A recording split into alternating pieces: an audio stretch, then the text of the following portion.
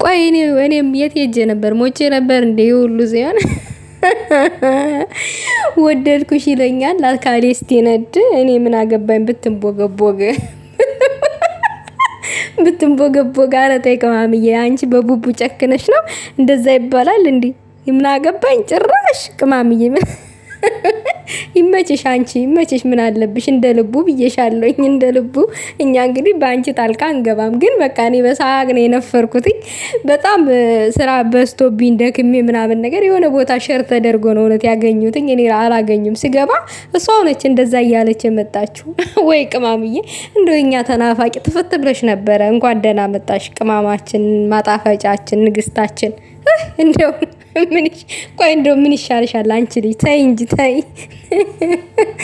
ግን ይመችሽ፣ እንደፈለግሽ በራስሽ ሰው፣ በራስሽ መውደድ፣ በራስሽ ባል፣ በራስሽ ፍቅር። እኛ ምን አገባን? እንደፈለግሽ ብትንቦገበግ ብትይ፣ ብትንከባለል ብትይ፣ እንደፈለግሽ በይው ይበይው። የራስሽ መብትሽ ነው ብለናል።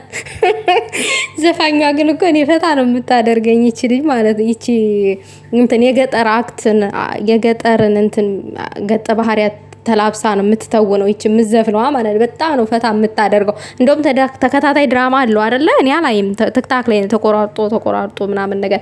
ምክንያቱም ይኸው እንደምታዩን ወሬ ሲያቀባብል ነው ሙሉ። ለዛ ነው